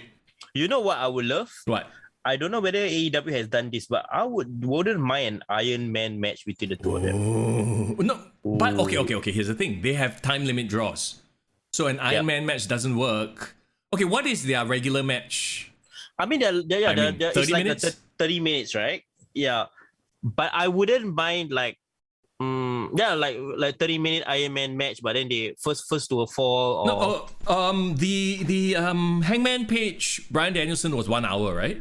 Yeah, but it was just a 1 hour Broadway. It was just a regular match. So you can't do an Iron Man match because they've already done that before on free TV. So there's no specialness to it anymore. What about, I don't know whether Last Man Standing is too much, because I feel like CM Punk wants to do a old school match, and I don't think Last Man Standing would be the right one. Iron Man seems like the best, but I get what you mean because they've already done it like a long match. I guess the only difference between Iron Man and a long match is Iron Man, you have multiple pins within the match, right? So it would be different from the Broadway that the Bryan Danielson and Hangman Page did. So there is a difference, I suppose, but I think to the casual fan, it feels like, oh, okay, 1 hour match, like nothing special, you know? Yeah. Honestly, I think the feud intensity-wise will ramp up. It should end in like a cage, probably. That would be the one that makes more sense. Yeah, just a regular steel cage match. Okay, no need exploding, just steel cage can. It will be good enough, right? Yeah. Let them tell their story. You don't need the extra accoutrements to make this feud any better. It's already good. Yeah, I mean, it's a great match overall. I'm so happy that even though it was given on free TV, I felt like it made sense, and I think it builds up anticipation to want to see it on pay-per-view again. And anyway, like their model is like they only have pay-per-views every few months, so their model is slightly different right now. It's the exact antithesis of the WWE model, where no longer do they have pay-per-views. It's premium live events. So you already paid, man. They can throw shit at the wall. Also, it's like, okay, whatever, you paid for it already. Whether you like the match card, you don't like it, big fuck. The thing about AEW, right? They really book their weekly shows well ahead of time, right? Yeah. And every single weekly show, there's always at least one match that is anticipated that you want to see. So it makes their weekly shows must-see viewing. Yep. I feel like I can't skip AEW anymore, even I can skip Raw. Yeah, as long as you have a certain few groups of people, always need to have a Bryan Danielson. Yeah, or CM Punk, MJF. The Chris Jericho hit and miss, like we mentioned. Sometimes great, sometimes shit. Right? What's that meme? I think he was a football coach or something. A little bit good, a little bit shit. I can't think of that. You don't remember the meme? Yeah. I'm sorry. I mean, anyone on the chat who's listening, please tell us you can. There's a meme. I think it was a football coach. He was being asked about the team, and sometimes it may be good, sometimes it may be shit. So that's is it football or NFL? I think it's it's like Italian. Jose Mourinho? No, it's not Jose Mourinho. No, I know who Jose Mourinho is. Anyway, yeah. So super sidetracked there, but it's good things good things on both sides. It's just I feel AEW has more of that freedom to express, especially for the veterans. Whereas on WWE side, everything is sort of very almost, I hate to use the word, but it's very like a very specific box. You know what to expect. You can call things already. They always go to their same olds. Yeah. WWE at this point in time, they're like a brand, you know, like when it comes to brand, you don't really think about quality. You just think about, I own this brand, I know this brand, I use this brand, whatever. I hope they don't fall into the UFC sort of pitfall. Like, you remember the growth of the UFC?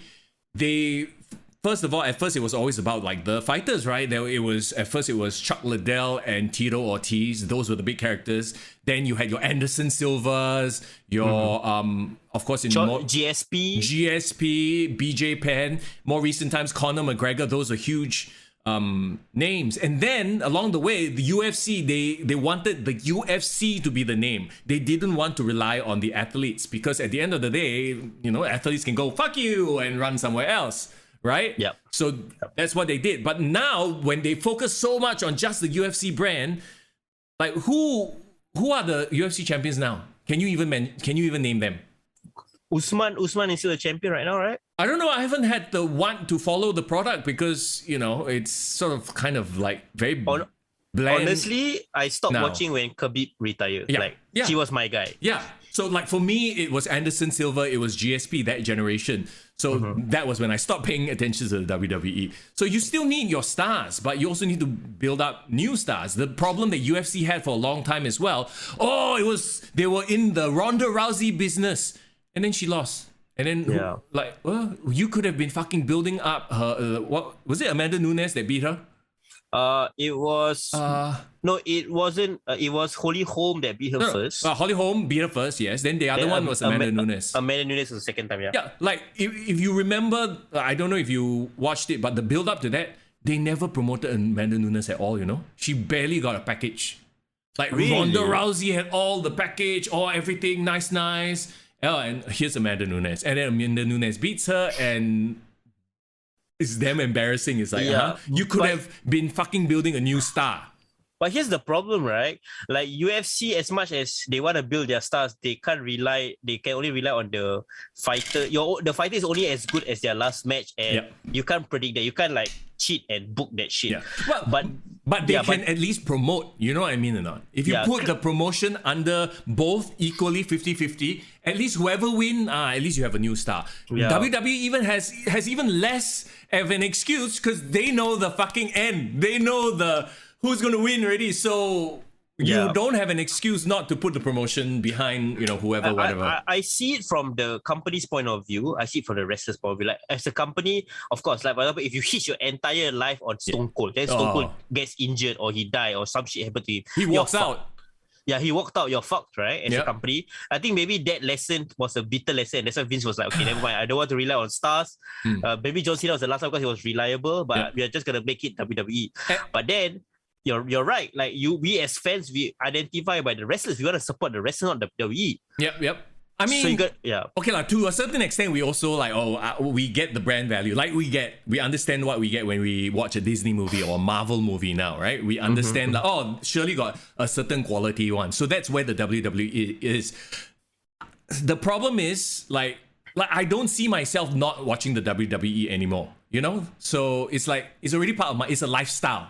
Yeah, so we are both too deep in this shit, really, bro. Yeah, so their problem is the future, not the now. The now is fine. It's okay. You know, they might lose a few more fans. Like, they're not actively gaining new fans. You know how they're doing it? Bad Bunny. Yeah, they are going out, but that doesn't build your new stars. If you look at the Rumble, how many people did this guy eliminate, for fuck's sake? Bad Bunny and Shane McMahon. Two people who should... Honestly, like if you think about it, right, and it should drive the pro wrestling diehard crazy. These two, as much as we want to give Bad Bunny all the credit, like he super respects the business and all that, right? He's not supposed to be like, if anybody from the street can come in, like you know, a non-professional, quote unquote, a rapper comes in and can eliminate people.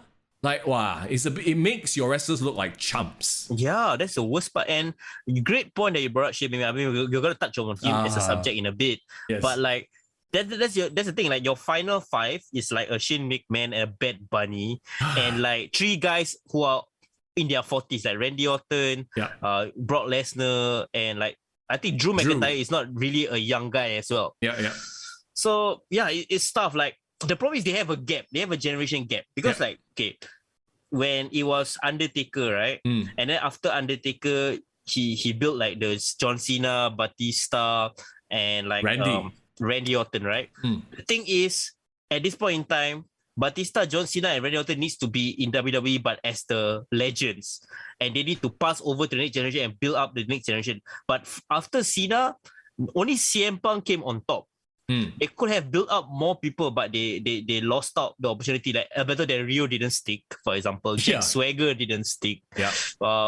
Basically, so they lost that extra generation where they were not relevant. And then, like, of course, the Shield came out, the NXT people came out. So that was like a generation after that. Yeah. So this gap is the thing that is causing us to lose the ability to build stars, because if the Shield came earlier, then they could have like segued very nicely, right? So now then you have your Roman Reigns passing the torch on to somewhere else, Seth Rollins, but they're actually one generation earlier than that. So they should be the ones ruling the roost, which I guess in a way, well, okay, if you look at the women's side, like you got Lita coming back, that's about it. Yeah. But the main story, the main attractions are always the full-timers. Yeah, that's true. And other than Roman Reigns, you're going to find it hard to find somebody to, Yeah, fill that like spot. if they actually they were actually building people that could have been the main guys now. Finn Balor, Sami Zayn, Kevin Owens. Even I can even say someone like Nakamura at one point in time. Oh shit, I wanted to say something. I forgot who. Don't tell me Jinder Mahal. Jinder, yes, you read my mind, bro. I wanted to say him, then I forgot. Jinder Mahal. Yeah, you get it. You get, I mean, like even like a Rusev, Bray Wyatt, all these could have been at this point in time like legitimate main event attractions, right? Yeah, that could be building up the next generation, but they're not there. Yeah, so now there is no one to put over an Austin Theory.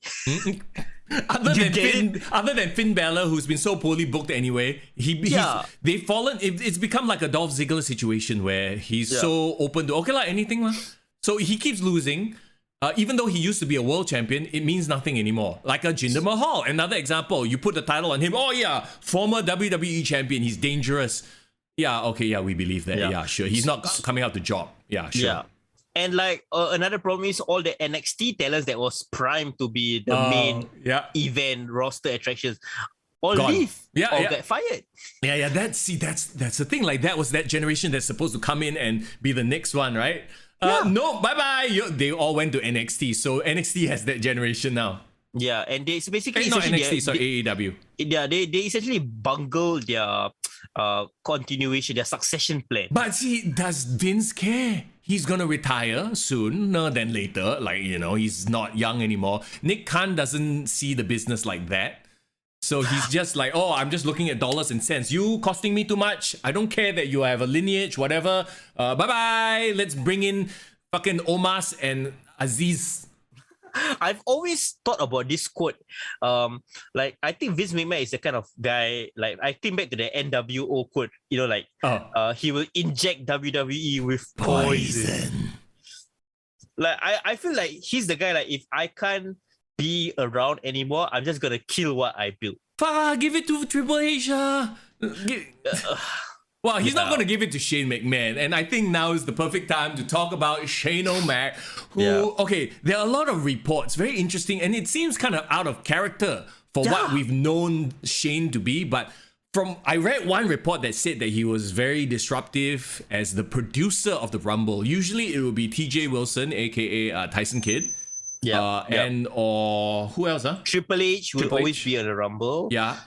Clearly, Pat Patterson is not there anymore. Yeah. So. There was one more guy. I forgot the name already. But yeah. But this time around, apparently Shane had a big hand in producing the Rumble. Okay, yeah. And apparently he was more concerned with his own booking and booked himself strong. Yeah, which is like, that's the problem. And he was supposed to be in Elimination Chamber in Jeddah. Yeah, and have like an actual rivalry going to WrestleMania. No, this is so weird because I don't think Shane is that kind of guy. Like from all the years that not that we know him personally, but like all the backstage stories. But then all of a sudden, suddenly got this character assassination of Shane as the person. Why? So, okay, question is it a quote-unquote character assassination, or is it somewhere in between where maybe he just wants one more run and he had a lot of ideas and maybe he came across as heavy-handed this time around as opposed to the last few times? You know what I mean? So I think maybe he was protective of his spot. Is that what you're saying? Yeah, I think the truth is somewhere in the middle, where some people were like, oh no, he like, he was more protective of his spot, blah, blah, blah. Maybe he was just somewhere in between where it came across. Excuse me, I have to sneeze. Go do it.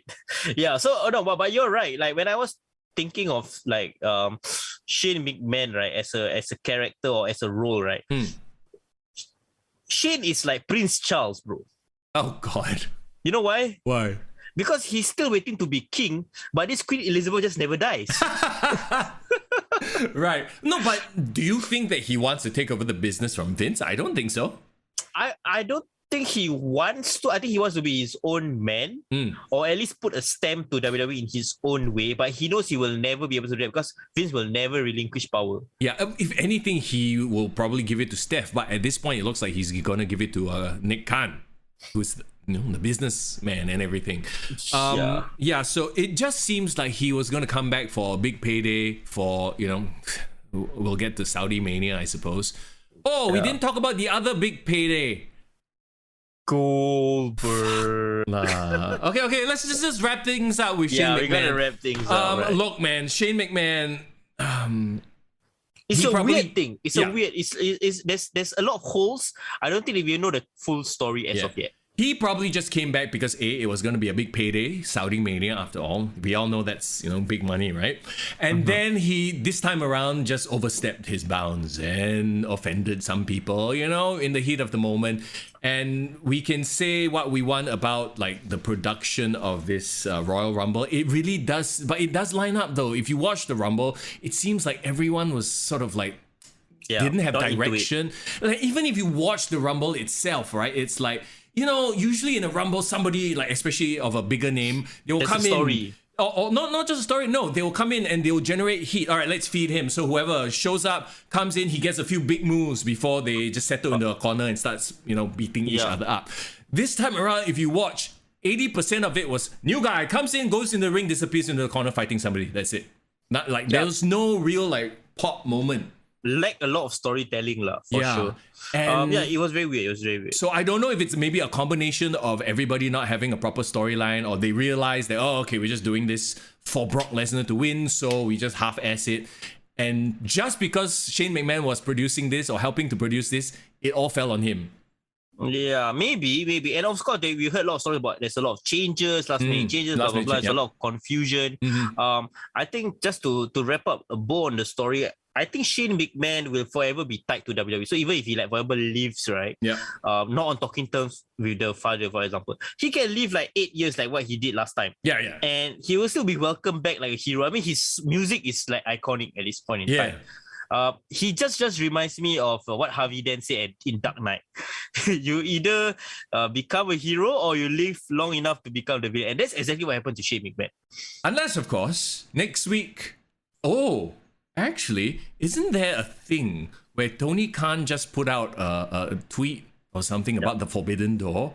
Yes, and he's going on about it, and he's like, watch this Wednesday's Dynamite,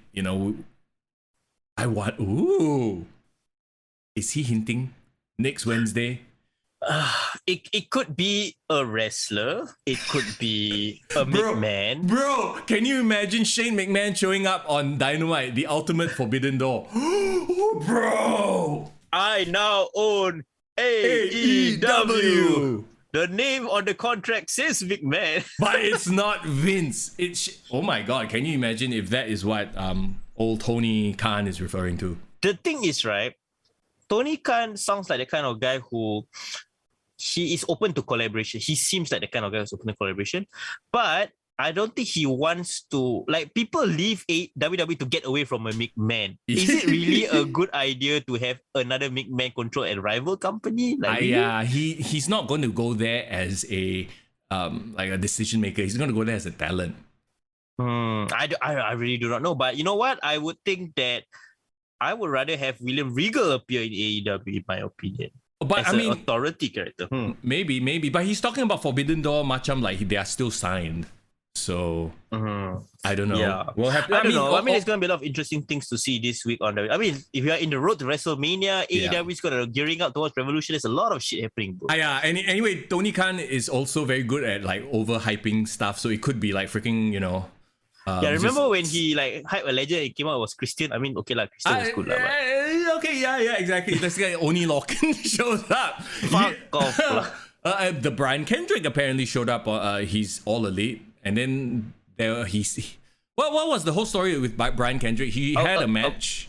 Apparently, he some tweets resurfaced from the past that he was like he was a Holocaust denier or some shit like that. Oh, so they cut the match lah because of that. Yeah, very last minute. They gave Wheeler Yuta that spot, but Brian Kendrick is like super old already. Like I don't know what else is there left for him to do in the business, right? Maybe he's there to train, or like he'll have a match. Like AEW likes to do that, right? They will be so and so just based on WWE name value or just name value in general. They're like, this person is all elite, and then after that they disappear into dark.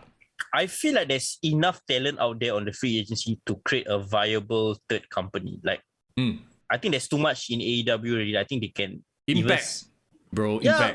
Impact could really go back to its old glory if they. Meanwhile, they are fucking Danhausen is all elite. Like, look, I know nothing about Danhausen, but I can guarantee you this fella is going to be the next Orange Cassidy. He's going to be like a joke act comedy. He's already together with Orange Cassidy on TV, bro. Wow, so that whole group is like, okay, you know what to expect already lah. Yeah. I mean, if they take out one joke in Marco Stunt, they need to replace with another one. Okay, we'll wait and see what he actually brings to the table before we judge. Okay, the last thing we'll mention is Goldberg is back for the money, cause Saudi Mania dollars, baby. He's going to be challenging Roman Reigns. Look, when I saw the social media post, because like I said, I haven't watched SmackDown yet, I was like, okay, like makes sense, because Roman Reigns needs a dance partner for Saudi, and he doesn't have anybody. He needs a credible threat. So okay lah, throw in Goldberg. Apparently he still has some name value. Have them fight with each other. Obviously Roman Reigns is going to win. Yeah, and this apparently is his last match that he has on his contract for this year. So okay lah, get it out of the way. Bro, Saudi Mania next year he will come back, man. Guarantee you. They love him apparently. No, but the thing is, I like how he can anytime just come back and just challenge for the title like it's nothing. Yeah. Like he isn't like 1,000 years old and fucking... He like entitled to a title match anytime he wants. Right? Yeah, he got free pass, a lifetime free pass to title matches. Hey, so wait, like the whole issue with Bobby finished already, right? No, so the Bobby Lashley situation is settled on Raw, right? But then the Lesnar situation and it's like happening but still not happening, but he can't really go to Roman yet because he's now in the Raw situation in the chamber. So I get it that Roman needs a guy in the meantime, and it's supposed to be a run back of like their rivalry 2 years ago that stopped because of the pandemic, right? Yeah, but like I mean, who cares? No one wants to see this match. Like, let's agree, right? Nobody.